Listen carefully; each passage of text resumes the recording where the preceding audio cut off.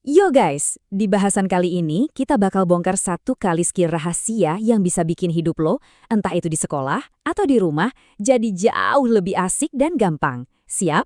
Yuk kita mulai. Coba deh, pernah nggak sih lo ngerasa kayak, aduh pusing banget sama drama sekolah, ngerasa ditekan sama teman-teman, atau mungkin malah kena omel orang tua di rumah? Rasanya tuh kayak semua masalah datang barengan dan bikin kepala mau meledak kan? Coba deh lihat ini. Pasti ada satu atau dua yang relate banget kan? Grup WhatsApp yang isinya gosip mulu bikin males. Atau diajakin bolos sama geng yang dianggap keren, jadi serba salah. Belum lagi dimarahin ortu gara-gara HP, pusing mikirin PR dan ujian yang numpuk. Dan yang paling sering, bingung sama perasaan sendiri. Normal banget kok. Nah, kalau lo ngerasain itu semua, please banget, jangan ngerasa sendirian. Karena jutaan anak seumuran lo juga ngerasain hal yang sama. Dan yang paling penting, semua ini ada solusinya. Ada cara buat ngatasinnya. Dan solusinya ini jujur kayak punya superpower beneran. Namanya kecerdasan emosional atau yang sering disingkat EQ. Percaya deh, ini adalah kunci rahasia buat jadi jagoan dalam ngadepin semua tantangan hidup.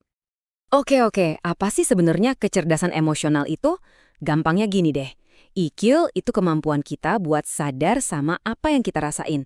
Oh, gue lagi marah nih. Oh, gue lagi sedih. Terus ngerti kenapa kita ngerasa gitu. Dan yang paling jago, bisa ngatur emosi itu. Bukan cuma buat diri sendiri, tapi juga jadi peka sama perasaan orang lain. Keren kan? Nah, ini nih analogi yang paling gampang buat dicerna.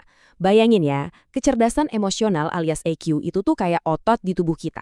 Semua orang punya, tapi biar kuat ototnya perlu dilatih kan? Nah, latihannya itu adalah 7 kebiasaan efektif ini. Jadi 7 kebiasaan ini adalah program workout kita buat ngebentuk dan nguatin otot EQ kita. Oke, siap-siap. Kita masuk ke misi pertama. Menguasai diri sendiri. Ini adalah fondasinya. Kita bakal bangun kekuatan dari dalam diri kita dulu lewat 3 kebiasaan pertama. Kebiasaan pertama, jadilah proaktif. Artinya apa? Lo itu supirnya, bukan penumpangnya, di mobil kehidupan lo sendiri. Lo yang pegang setir, lo yang nentuin mau belok kemana, mau ngerem atau ngegas. Bukan cuma ngikutin arus atau omongan orang lain. Dengerin deh kutipan ini, dalam banget artinya. Stimulus itu kejadiannya, misalnya lo diejek temen. Respons itu reaksi lo, misalnya langsung marah. Nah, di antara ejekan sama kemarahan itu ada sebuah jeda sepersekian detik. Disitulah letak superpower lo. Di ruang itu lo bisa milih mau bereaksi kayak gimana. Terus, cara prakteknya gimana? Simple. Pertama, coba deh kenali apa aja sih yang biasanya bikin lo emosi. Kedua, pas pemicu itu datang, langsung tekan tombol jeda. Tarik napas dalam-dalam, jangan langsung bereaksi. Ketiga, baru deh pilih respon lo dengan sadar. Ingat, lo yang pegang kendali, bukan emosi lo. Kebiasaan kedua, mulai dari tujuan akhir. Ini tuh kayak lo punya Google Maps buat hidup lo. Lo harus tahu dulu mau kemana. Apa impian terbesar lo? Mau jadi musisi, gamer profesional, dokter? Kalau lo punya tujuan yang jelas, ngambil keputusan sehari-hari itu jadi lebih gampang dan terarah. Dan yang ketiga, di misi pertama ini, dahulukan yang utama. Ini nih, jurus sakti buat ngalahin rasa malas. Intinya, kerjain dulu hal yang paling penting, baru yang seru-seru. Contohnya, beresin PR dulu, baru deh main game sepuasnya.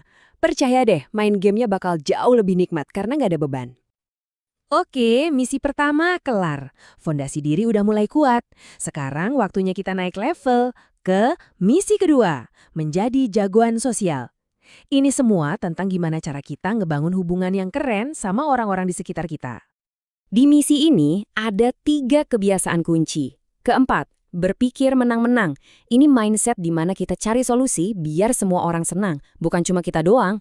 Kelima, berusaha mengerti dulu, baru dimengerti. Ini skill dewa buat jadi pendengar yang baik. Dan keenam, wujudkan sinergi. Ini keyakinan kalau 1 tambah 1 itu bisa jadi 3, alias kerja bareng itu hasilnya bisa lebih dahsyat. Ngomongin teori doang kan nggak asik ya. Mending kita lihat langsung gimana kebiasaan-kebiasaan tadi bisa ngerubah total cara kita ngadepin masalah sehari-hari. Yuk kita bedah kasus. Skenario pertama, ada gosip soal lo di grup WA. Respons biasa, langsung panas, ngegas di grup, perang stiker, drama makin panjang.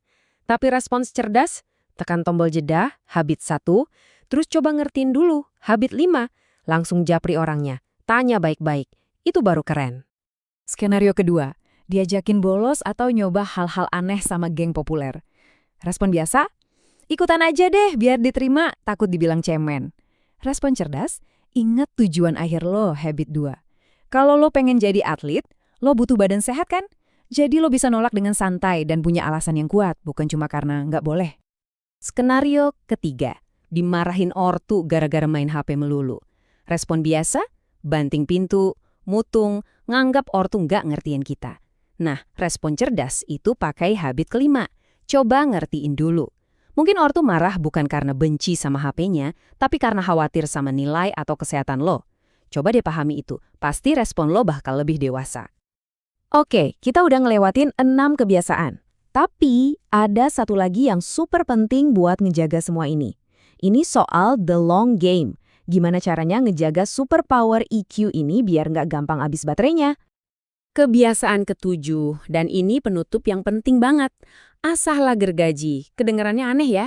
Intinya gini, lo harus ngeluangin waktu buat ngerawat diri sendiri. Buat nge-charge diri lo biar nggak burn out atau kehabisan energi. Dan nge-charge-nya itu harus seimbang di 4 area ini. Anggap aja kayak 4 bar baterai. Ada baterai fisik yang di-charge dengan olahraga dan tidur cukup. Baterai mental di-charge dengan baca buku atau nonton video inspiratif. Baterai sosial di-charge dengan nongkrong sehat sama teman. Dan baterai spiritual bisa dengan merenung, ibadah, atau sekedar bersyukur. Ingat banget kalimat ini ya, lo nggak bisa menuang dari cangkir yang kosong. Maksudnya, lo nggak akan bisa jadi teman yang baik, anak yang baik, atau murid yang baik kalau diri lo sendiri lagi kosong dan capek. Jadi, ngerawat diri itu bukan egois, itu sebuah keharusan. So, dari semua yang udah kita bahas, intinya adalah kecerdasan emosional itu bisa dilatih. Nah, sekarang tantangannya buat lo. Gak usah semuanya, pilih satu aja. Dari 7 kebiasaan tadi, mana satu kebiasaan yang mau lo coba terapin mulai minggu ini? Mulai dari yang kecil aja dan rasain sendiri bedanya. Semangat mencoba ya!